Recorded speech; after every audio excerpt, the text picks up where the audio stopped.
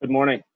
Funny, when we did these live and in person, I'd often have to spend 2 minutes saying good morning to everybody before we were ready to go. Now I just have to say it once. What a great crowd we have this morning. Over 230 people online and still registering as of a couple minutes ago, so that's fantastic. We have a great morning set up for today. These people are, I've known them for some of them, I've known them for some time. Others I've just met. We really have enjoyed, or I have really enjoyed prepping for the event. If any of our pre-event calls are any indication of how this morning will go, it'll be well worth your time. A quick moment, I just wanted to express my gratitude to everyone. We held our first virtual event back in June with Shirley Sharkey, the president and CEO for SE Health. This has been a learning process for Longwoods, for our speakers, and for you, our attendees, and we're still learning. But thank you for your support and your engagement with us.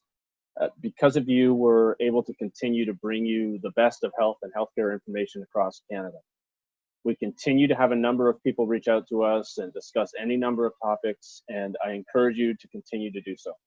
If you get a chance, feel free to reach out to Diane Foster-Kent, the Longwoods editorial director. Easiest thing to do would be look her up on LinkedIn, and she'd love to communicate with you. Before I turn this morning over to our speakers, I wanted to stress how important our corporate sponsors are to these events.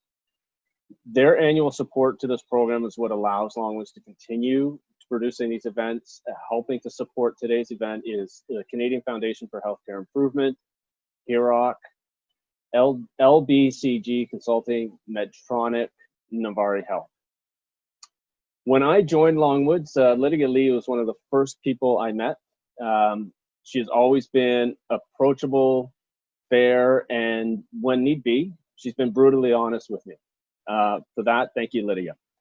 So, to lead this morning's event, Lydia, the floor is yours. That's great, Matt. Thank you. Just doing a quick sound check. Can you hear me okay? All right, awesome. So good morning, everybody. It's a real pleasure to be here, and thank you to Longwoods for hosting this session this morning. As Matt said, my name is Lydia Lee, for those of you who I haven't met, and I'm a partner with KPMG's digital healthcare consulting practice. Over my 25 years plus years in healthcare and digital health, it's been a privilege to work with so many incredible leaders with rich and diverse backgrounds. Which brings me to today's Longwoods Breakfast Sessions theme, the changing faces of digital health leadership. Why is this topic important today? Well, because digital needs to respond to the changing patient and health workforce demands, and that requires leaders who are sensitive to and reflective of these shifts. And during this panel, we're going to try to hit some of the most pressing issues facing our health leaders and digital health leaders today.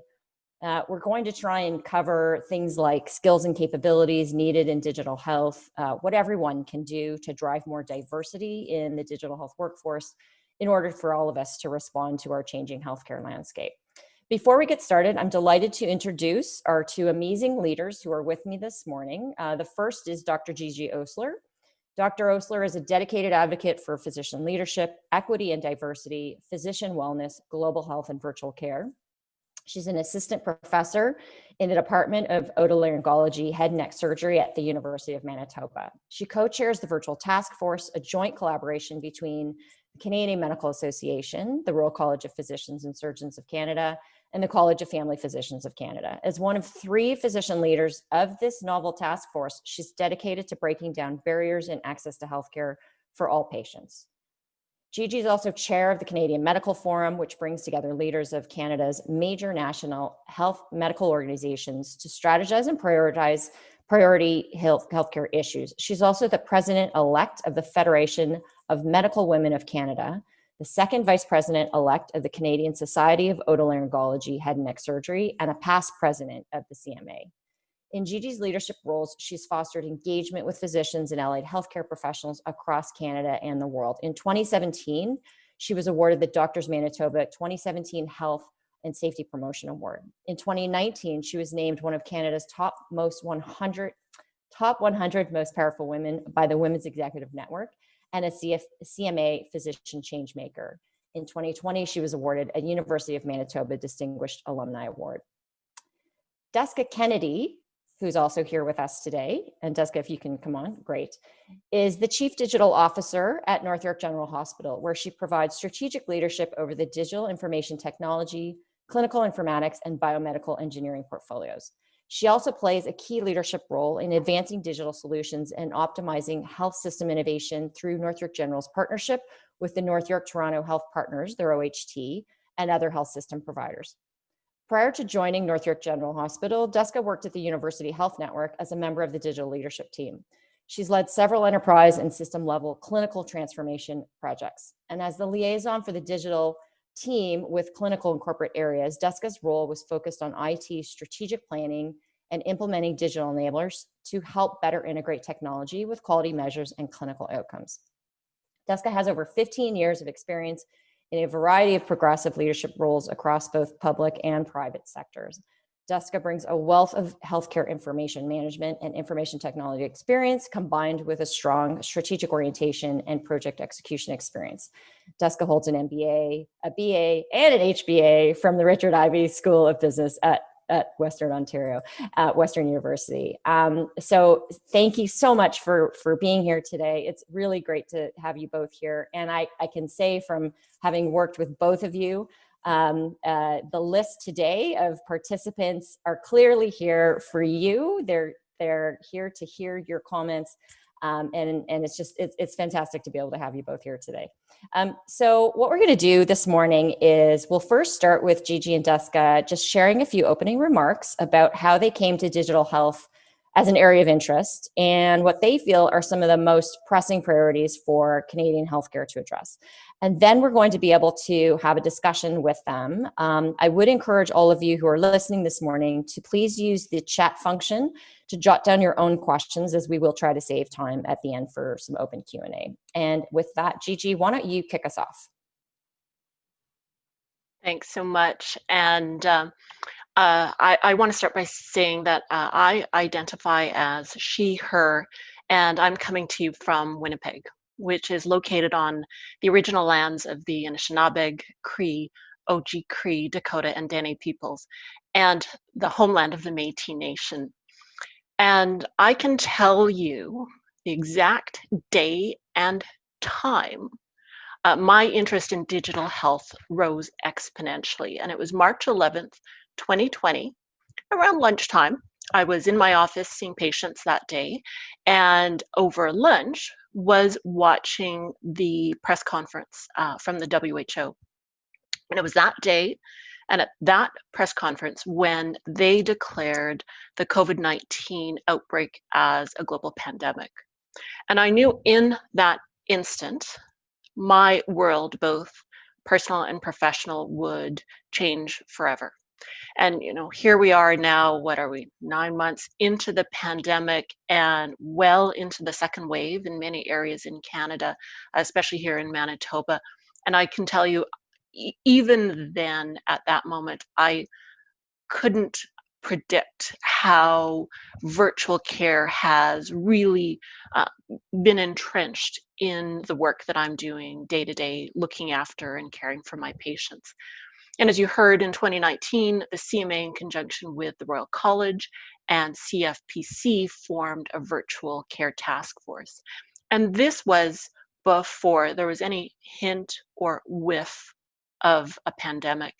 And the objective of the task force was to develop a Canadian approach to the delivery of publicly insured medical services through the medical community within Canada.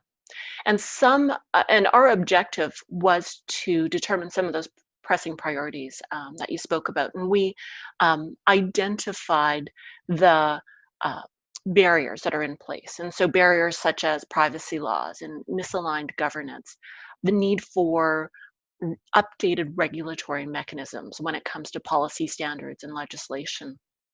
We identified the need for better interoperability and connectivity of health information and the pressing need for education of both our medical learners and practicing physicians on digital health and virtual care, because we just saw physicians and health authorities scrambling to find ways to provide virtual care on the turn of a dime. And so, we've seen some progress in some of those areas, but much of the progress continues to be slow. But I know there are multiple players working diligently to bring virtual care in Canada up to speed and to the place where we need it now. That's great. Thanks, Gigi. Duska, over to you. Sure, thanks. So good morning, everyone. Certainly thrilled to be here today.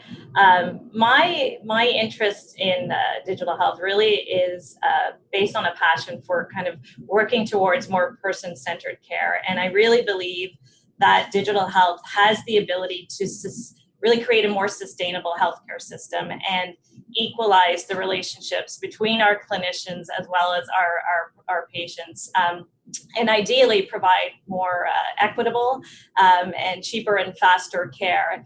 Now, if someone wants to tell you right out of school that they wanted to transform the healthcare system, you probably wouldn't have steered them towards consulting or investment banking, right?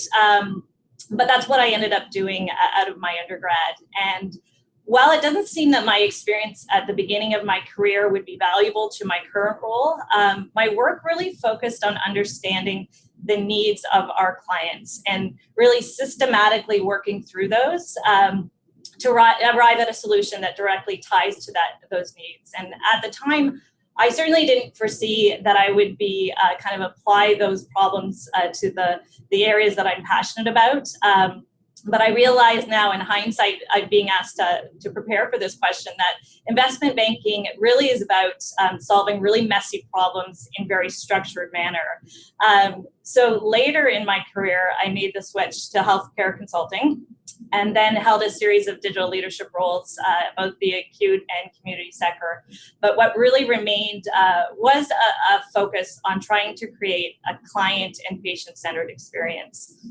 If you were to ask me 20 years ago if I thought I would become a CIO, it would have been really tough to imagine that I would end up as the Chief Digital Officer at Northwick General Hospital. At the time, there were not a lot of female representatives in the CIO role.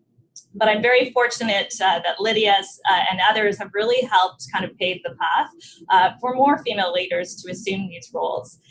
There's also been a shift from this role being highly technical to one that's more focused on communication skills, business acumen, and most important for me, empathy. So when asked what do I believe to be kind of some of the more pressing priorities that we need to challenge ourselves to work on in the coming years, I truly believe we need to overhaul our patient experience. We know that our patients can and want to take a more active role in managing their care, and it's really reshaping their expectations. And as we roll out more patient engagement capabilities, such as virtual care, we really need to make sure that we're focusing on personalization, equity, and convenience. All the while, we need to consider the social determinants of health. And the way that healthcare is designed and delivered needs to be more centralized. We need to integrate the context and start working with disadvantaged patients and our community partners to really understand the challenges that they're facing so that we can develop more meaningful solutions. So for me, closing the gap on health inequities, empowering people to have a more active role in their care is really going to be instrumental for improving the patient experience. Amazing. Thank you both for those great opening remarks. I know that now is setting the foundation for some really good discussion here.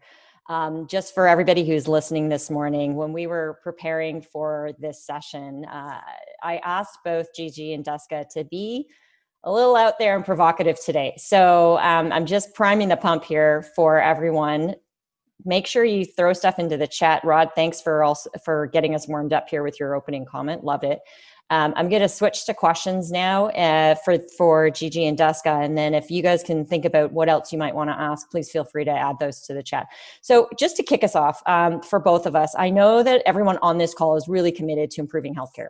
There's no question. I've gone down the whole list of everybody's registered, and it's great to see the breadth and depth of organizations that are participating in this with us today. In order to do what we all need to do to improve patient care, we have to really understand, I think, first and foremost, what our patients want and expect from the healthcare system. So from where you both sit, first of all, let's just say, why are patient expectations changing? And if you think about that on the digital front as well, Gigi, maybe you can kick us off to just help us from your perspective as a frontline clinician.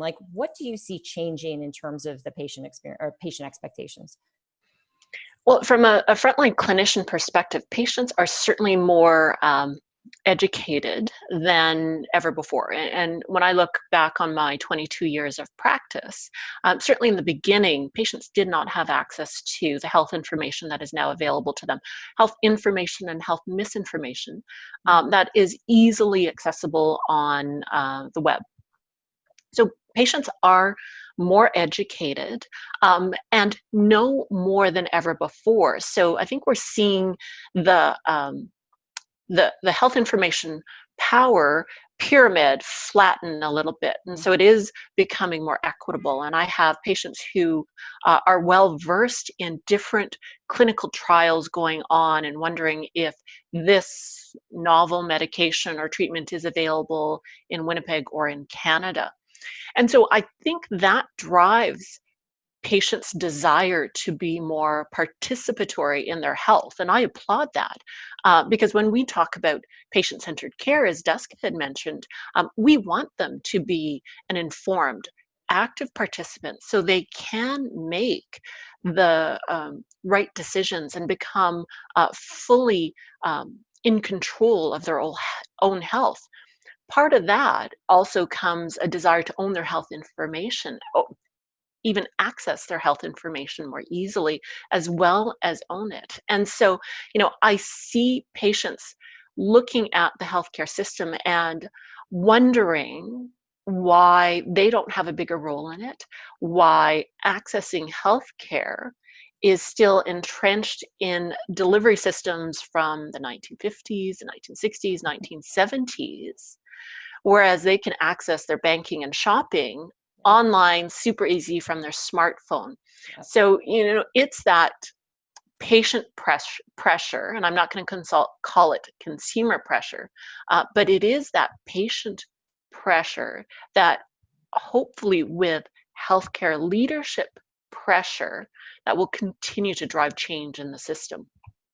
Duska, where do you see patient expectations changing in the hospital setting? So I think building off Gigi's comments, we know that patients are desiring a more personalized experience, right? But healthcare currently doesn't have that singular communication process or that singular experience level layer to kind of coordinate all of their digital and physical touch points in the system. So the patient experience subsequently is very disrupted because of all these silos. And when we look at it, there really isn't a one-size-fits-all digital toolkit because every organization has unique characteristics, is serving different patient populations. But one thing that we can do to try and improve the patient experience and personalize it is try to coordinate key data touch points across our disparate systems. And I think once these IT sources are a little bit more integrated, we have to be realistic, they're never going to be completely integrated. We can then begin to manage the content, analyze the results, and create a more personalized experience, the way that our retailers have been doing for years and years. And, in terms of how we've shifted care at Northrick General, as Gigi alluded to, we really have pivoted and really increased our level of virtual care to upwards of 70% at the height of the pandemic. Areas such as mental health are still maintaining those high levels, but we need to kind of push the boundaries. And so we're starting to do more work around virtual remote monitoring. But as we do this, we really need to be cautious that we're not creating more of a divide for our patients. And I imagine we'll probably talk about that a little bit later today.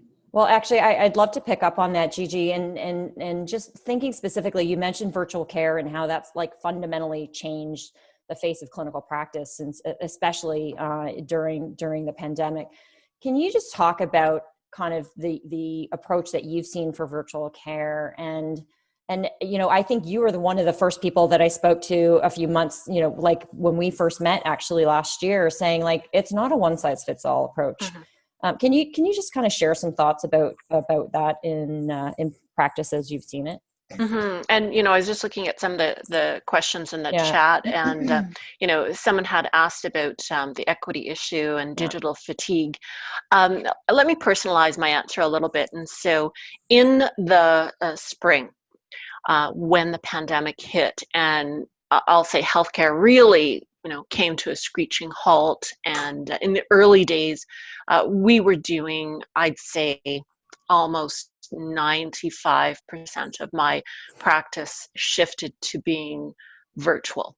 And by virtual, I mean it was over the phone. So quite old. And we had looked in my office at getting some type of platform, either Zoom or Skype or something, to be able to do a video visit with my patients. And for a variety of reasons, including not being able to get the Wi-Fi in my back office to work well enough, and I'm still having some issues with that, I couldn't do Zoom meetings in my office.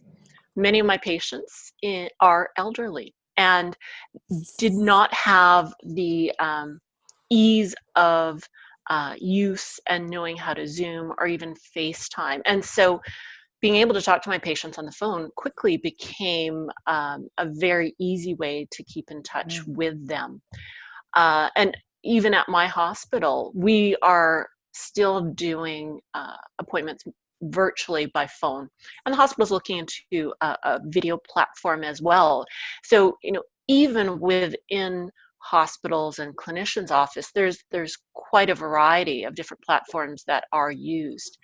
And so, you know, from my perspective, I think it isn't a one size fits all. It would be quite lovely to be able to have a single platform that is used, but with that comes the need for a lot of patient digital literacy and education.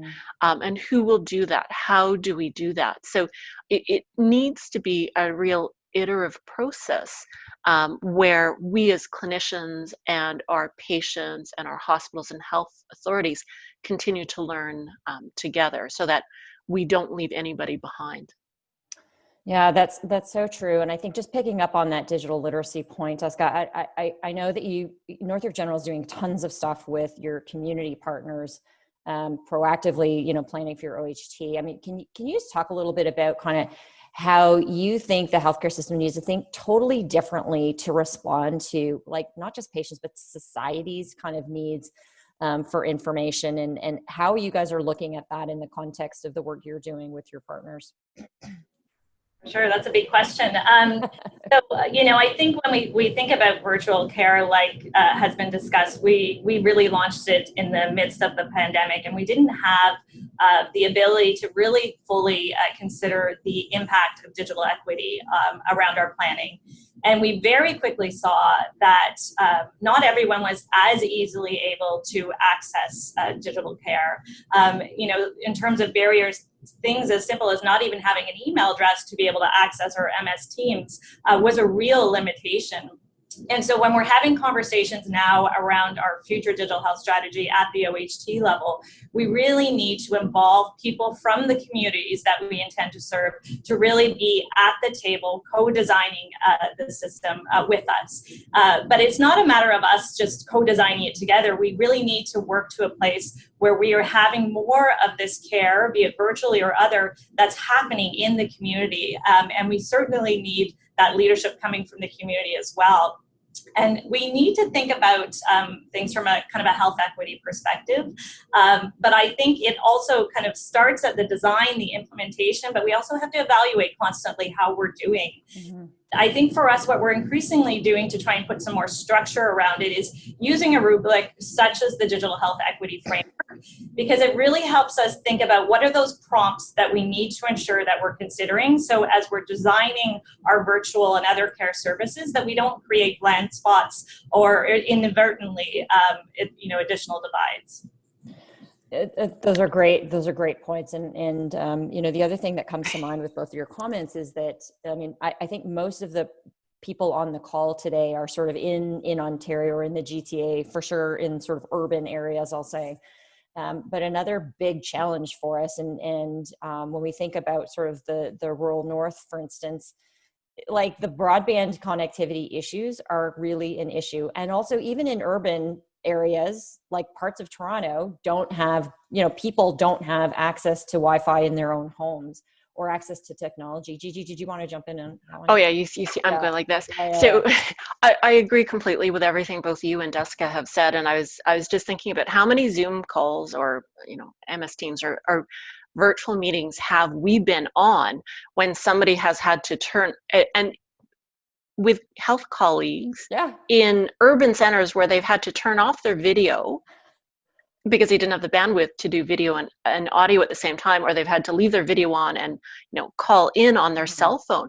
I've spoken to patients on the phone, and when I think about where I practice in Winnipeg, much of the area we serve in Manitoba is rural. It's not urban, and we still have pockets in Manitoba that either don't have broadband access or have just got it. And I've been on phone calls with patients where they're on their cell phone and the call's dropped.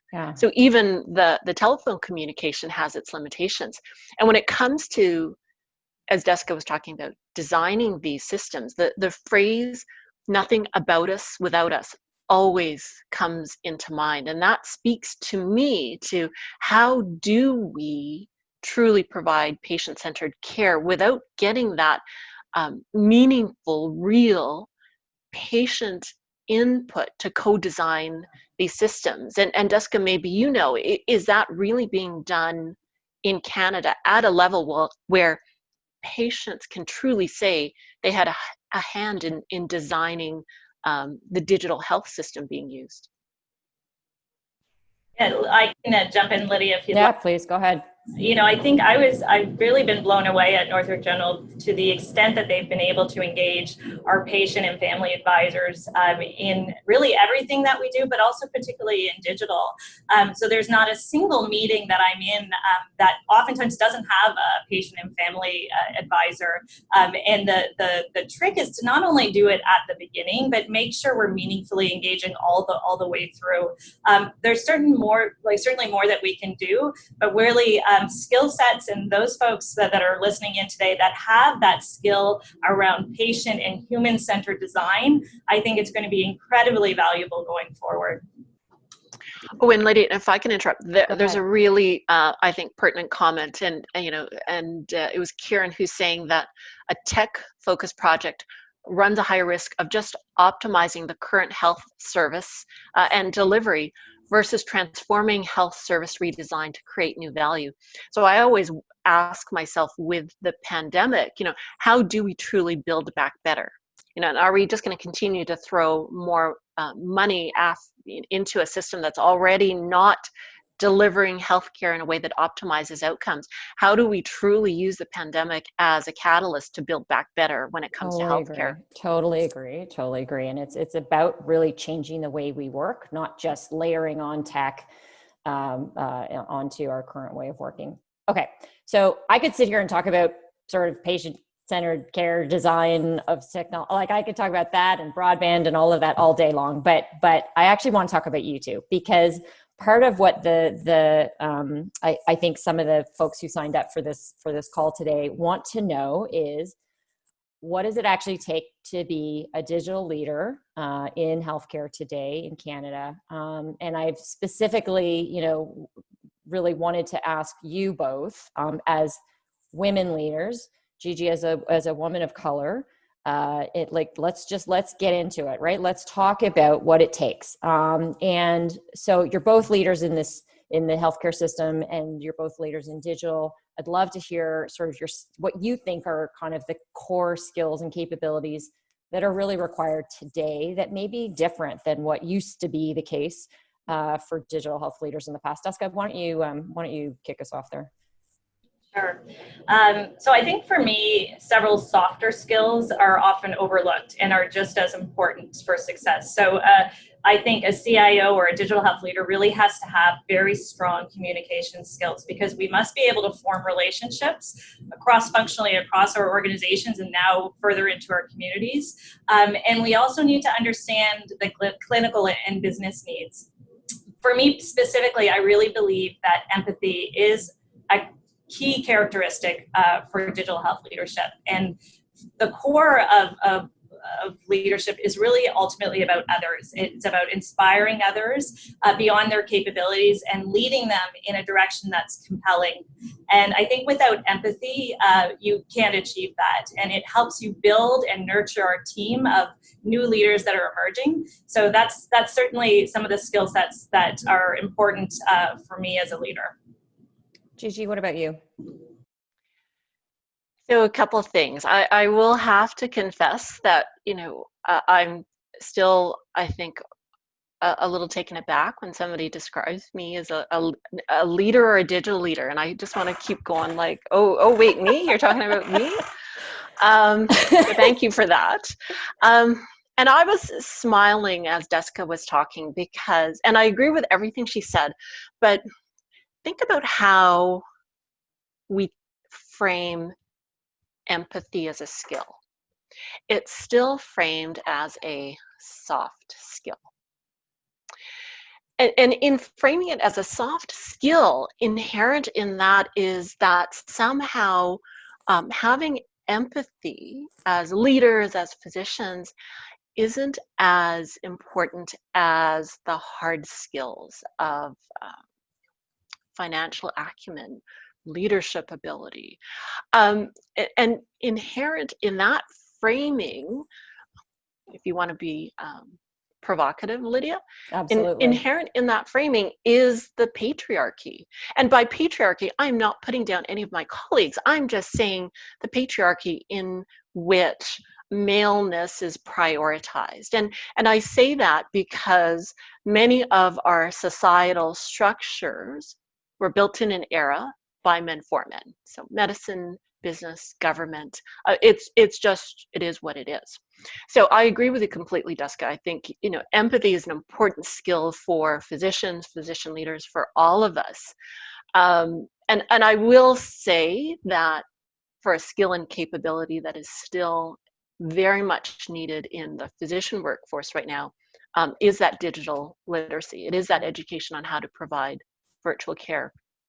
I'm hearing it from my residents because as we are in my hospital clinic and phoning patients to do visits virtually, it's hard for them to get that traditional teaching, particularly the surgical subspecialty where right now in Manitoba, all of our elective surgery has slowed down to nil and only emergency surgeries are being done. So I'm hearing from medical learners, both medical students and residents, that their education is changing right now, and in their traditional curriculum they're not getting the digital health or virtual care education that they need. And then practicing physicians, we're just trying to learn on a dime. So I think everything that Duska said is important, but we really do need to develop those digital skills and implement them in our medical learner education and practicing physicians, CME, now. And I know folks are doing it and working on it right away, but all of the above. I was actually struck, Gigi, I think you and I were at some of the same meetings where we met with a bunch of medical learners, and I was actually struck by the fact that they don't have courses, like with some exceptions, like dedicated courses on digital, on digital health, how to use their EMRs, how to actually share data across the continuum. Like, I was kind of blown away that that's not yet really part of the core curriculum. I'm assuming that that's top of mind for the Royal College and others, but But I'm fascinated by the fact that the people who are coming out of schools are still not seeing that as kind of a core basic skill set. Yeah, go ahead.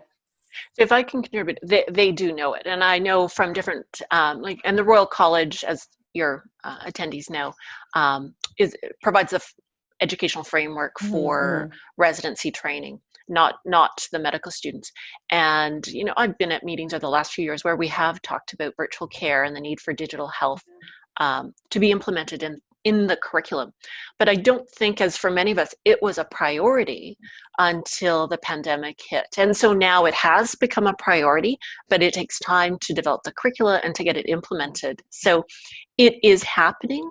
And it's just, if we look at COVID-19 as the horse, it's left the barn, and we're all running after it, trying to put the saddles on.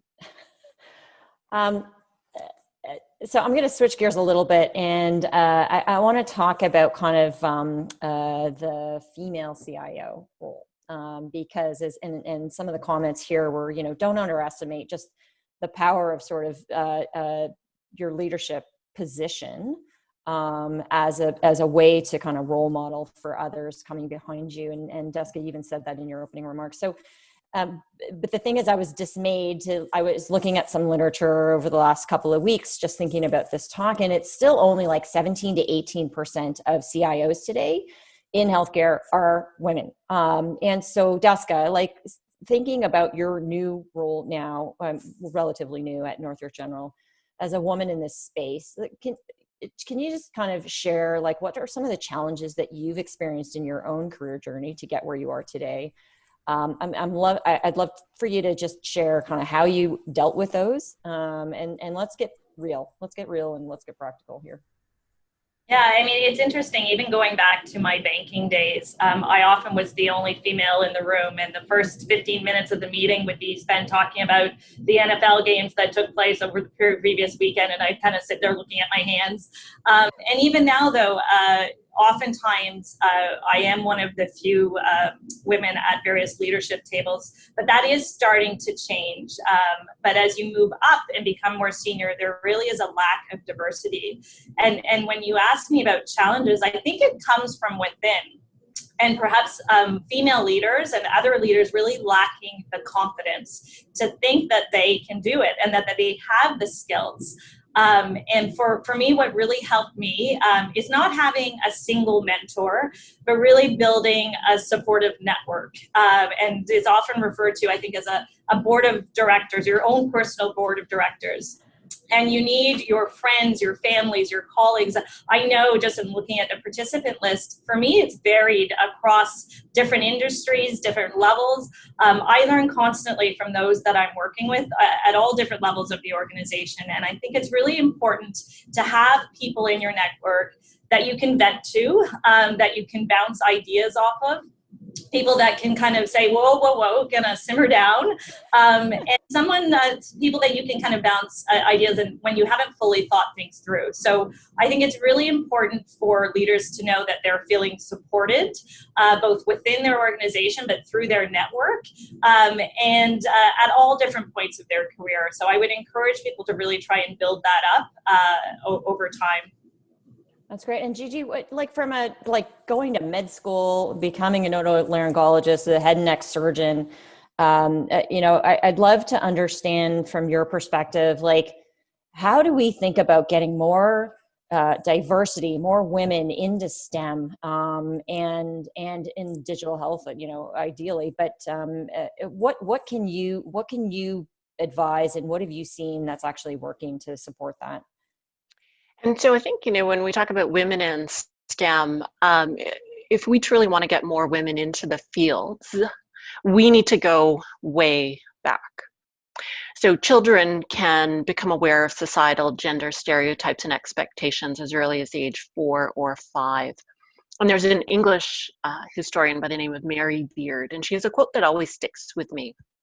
And the quote is, "You cannot easily fit women into a structure that is coded as male. You have to change the structure."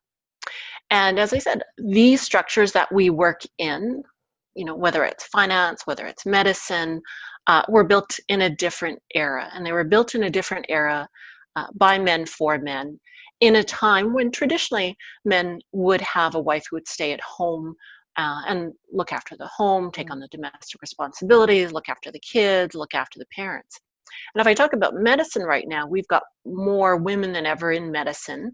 I think in 2018, women made up about 42% of the Canadian workforce. And more dual career couples. So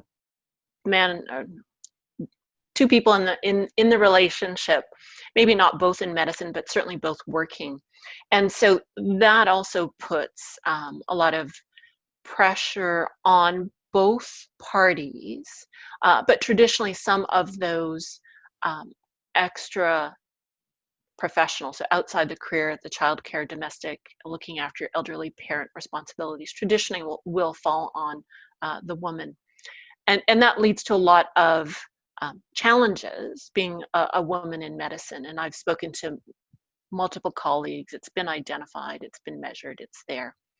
And so when it comes to barriers, I think one barrier is at the societal or policy level. And so if you have a patriarchal culture with gender blind policies that doesn't take a gender equity lens, you continue to perpetuate some of those structures that don't enhance equity. And when I think of equity, I think beyond just traditional gender.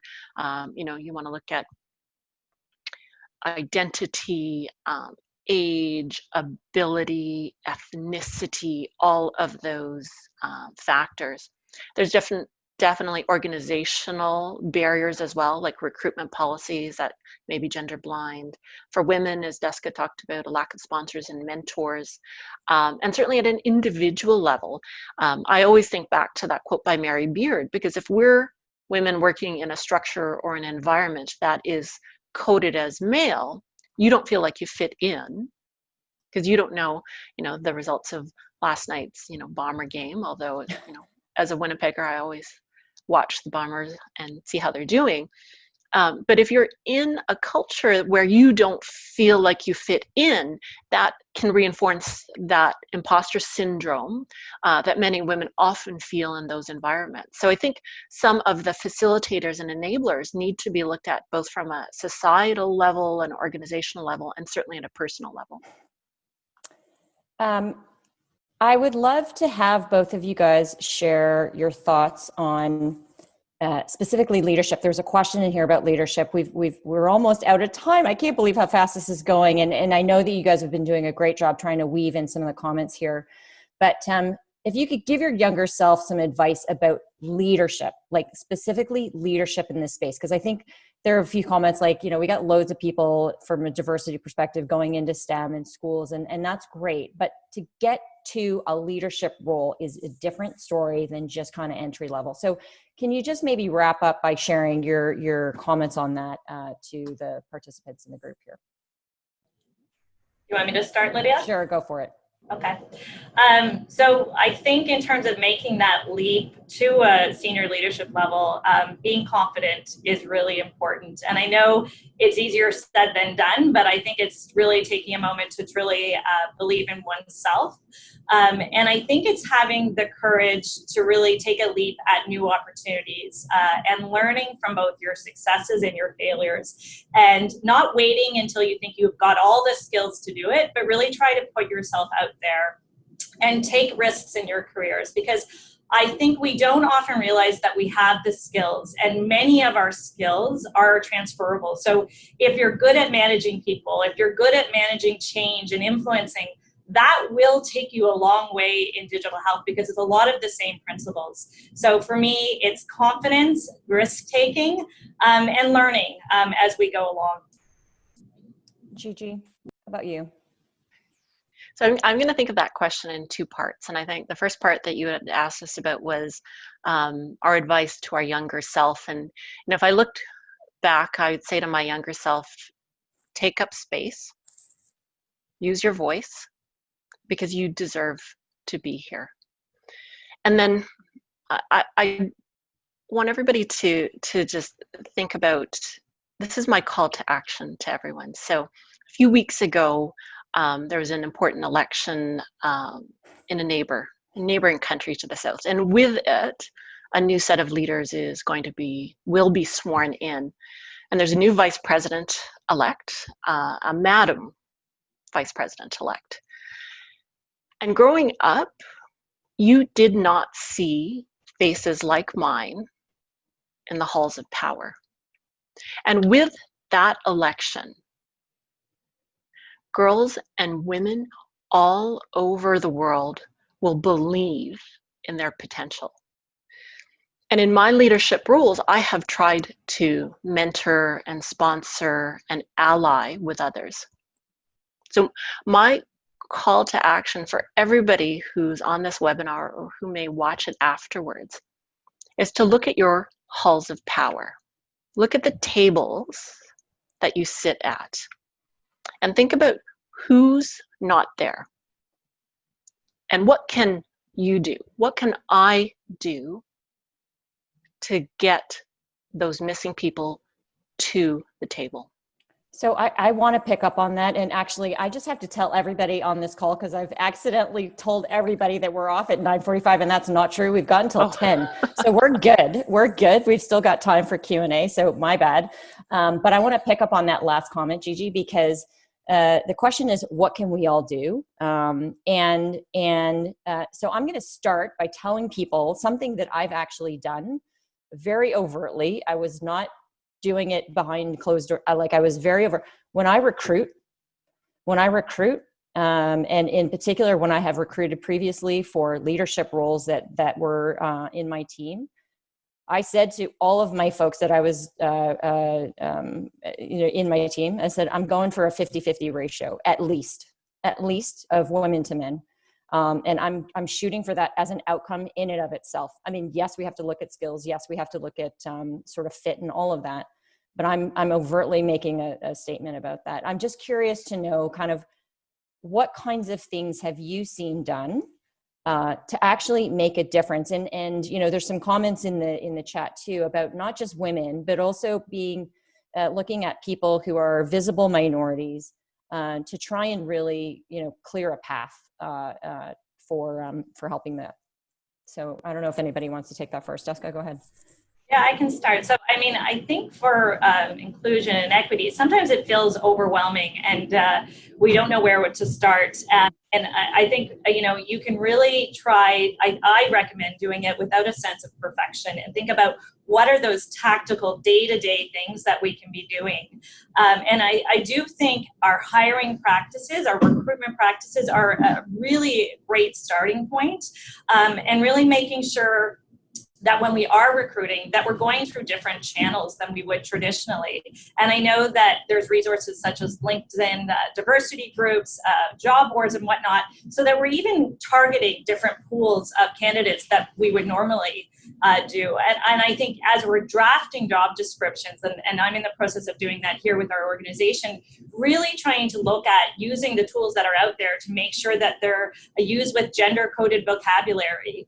And that when we do recruit individuals, that we individually within our performance plans and our job descriptions really make a strong commitment to diversity. So I do believe that the hiring perspective is a super opportunity, but that we can make meaningful change day to day. But we're kind of past the working groups and analyzing things, and we have to take things into our own hands. So true. Yeah. Gigi, did you want to add anything in here?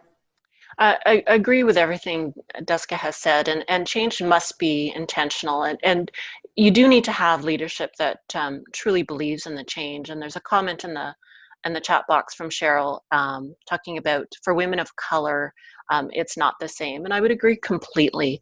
And so as a woman of color, I can say, and I am at a space and I have a platform where I feel safe enough to speak out. Now, that's not to say I haven't been a target of various pushback or abuse, but I'm in a different space where I can speak out, and I can speak out for others, and I will speak out. And I will tell you, in the beginning of my career, that was not something I thought I needed to do or felt I had to do. But now I am at this level where I need to make sure that I hold the doors open for other people behind me. And I say people because when I look at healthcare leadership, you know, women are doing better. We're making strides. Less so minority women, so women of color, less so Black women, less so Indigenous women, less so Black people, Indigenous people of color. So I really try to look at those tables and understand that if not me, then who? And so having those people in those positions of privilege, and I say privilege because I am a woman of color, but I have no accent. I'm light-skinned. And so with that comes a whole other level of privilege that I recognize and accept and speak to. And that makes a lot of these equity initiatives very important to me, to make sure that no one gets left behind. Oh, and final thing, and then I'll stop talking. If you look at some of the emerging literature that looks at diversity in physician workforce and physician leadership, you can link it, and you're starting to see more data that links patient health outcomes to better diversity. So a lot of it's linked to female physicians and better health outcomes for women and girls, but there's a lot of it, especially coming out of the United States, that looks at Black physicians looking after Black patients leads to better health outcomes for Black patients. And so I think when you start to link it to patient health outcomes, how can we deny that diversity in leadership that's so important? When we can do that, we control that. It doesn't take billions of dollars. It doesn't take an overhaul of the healthcare system. We can do that just in terms of, you know, how we develop and promote leaders. I think that's like an incredibly powerful point, Gigi, that you've just raised. And there's some folks in the chat who are saying, like, please, can you share that research? Because not only is it just the right thing to be doing from a societal perspective, but there's an imperative, right? There's a patient care and a health outcomes imperative. And that's the bar we're all trying to raise every day.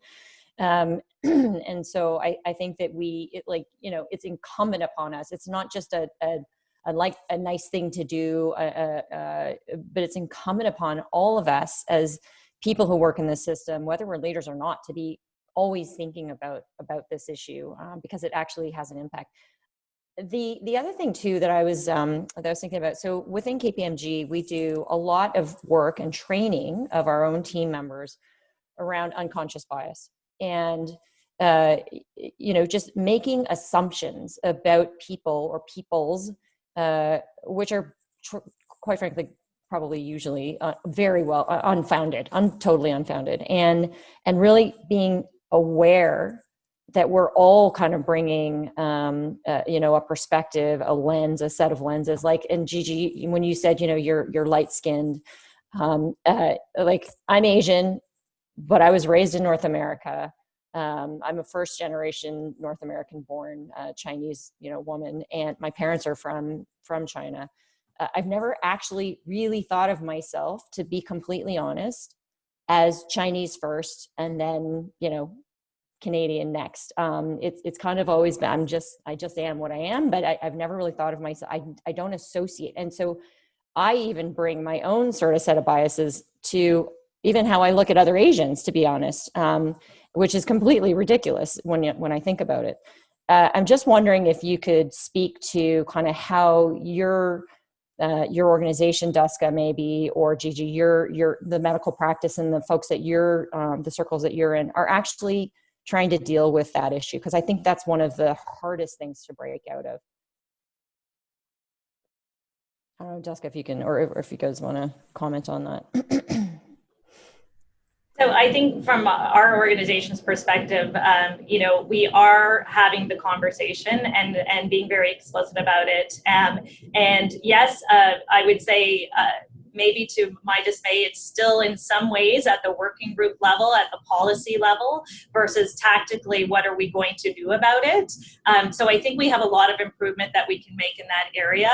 And so, I do kind of hear it that a lot of it is our own self-awareness and trying to kind of break down those barriers. And I think that we need to do training for our staff around that. So I think making a commitment to that, and I know that our organization has got a lot of amazing kind of mandatory training around this topic, but making sure that it's not just kind of doing a learning module and then moving on, how to kind of embed that day to day. So I'm really interested to hear from Gigi, her perspective around this more tactically. Thanks, Duska, and thanks, Lydia. And yes, implicit bias training is important, and we all have our own implicit biases, but much of the research says that just doing implicit bias training alone doesn't really have any meaningful impact. And I think that goes back into you really need to change the structures and systems in which we work, and change things so that the DNA of the organization and the DNA of the health system changes. If we look at healthcare, and if we look at our Canadian healthcare system, which is rooted in colonialism, and you look at the health outcomes of Inuit and First Nations and Métis people in Canada, and how healthcare is funded and delivered to different people, you can see that it doesn't matter how much implicit bias training or cultural safety and humility training we get as healthcare workers. Until that whole system changes, it will be hard to really bring up health outcomes equitably for everyone in Canada. And when I think about when we're talking about digital health outcomes, there's some significant infrastructure divides depending on where you live in Canada. So remote northern and Indigenous communities have even less access to the broadband and infrastructure that we have living in our urban centers. So yes, we need more implicit bias training. Yes, we need more cultural safety and humility training. And that falls in line with the TRC's calls to action. But we also need to, and as leaders in this space, we really need to look at the systems and structures and how can we dismantle those systems piece by piece, bit by bit, so that we can improve diversity and equity so that we achieve better health outcomes for all Canadians. Oh, I don't think we could have summed it up better than that, Gigi. I think that's terrific. And even if we just reflect for a brief moment on what it's taken the healthcare system to actually think outside the walls of a hospital and really embrace sort of integration with the community, like it's not something that happened overnight, right? Like this has been decades in the making of thinking about breaking out of institutional based care, reaching out into our community, reaching out to talk to other parts of the system. It's I kind of see it as an interesting parallel where if we're trying to change the structures of the healthcare system, we have to actually break what we've been doing, reframe it, rethink it. And it's no different than the way we think about the workforce and the people who support the healthcare system. We have to kind of break the old models, as you're saying, break the structures, Gigi, to actually make real changes happen. So listen, with that, I think we now are just right out on time pretty much for finishing. I want to thank you both again for your great insights on not only the topic of virtual care, digital health, and kind of what it takes to be a smarter healthcare system, but also a more sensitive to the diversity that we need to bring into our healthcare workforce, and the things that you shared with us today. So I appreciate your candor. Matt, I'm going to hand it back to you to wrap up today. And again, just thanks again to Gigi and Duska for joining us this morning. Wow. Thank you. This conversation could go on much, much longer, and it should, and I hope it does. There are a number of questions, and I'll forward all the comments and questions to the speakers so that we can hopefully keep this conversation going. This morning was interesting on so many different levels, and what a great way to lead us into the weekend. So before everybody jumps off, this is our last event before we get started again in January. Starting in January, we're going to be joined by George Casanois, who's the National Immunization Lead for the Royal College of General Practitioners in the United Kingdom, followed by Victoria Lee, President and CEO for Fraser Health, followed by Catherine Galton, who is the President and CEO for HEROC, followed by Sanjay Sirian, who is the President and Strategy and Digital Health Lead for TELUS Health, and followed by Verna Yu, who is the President and CEO for Alberta Health Services. So those are our speakers coming up in the new year. Other than that, fantastic morning. Thank you. And everybody, have a great morning. Take care. Bye-bye. Thank you. Take care. Bye.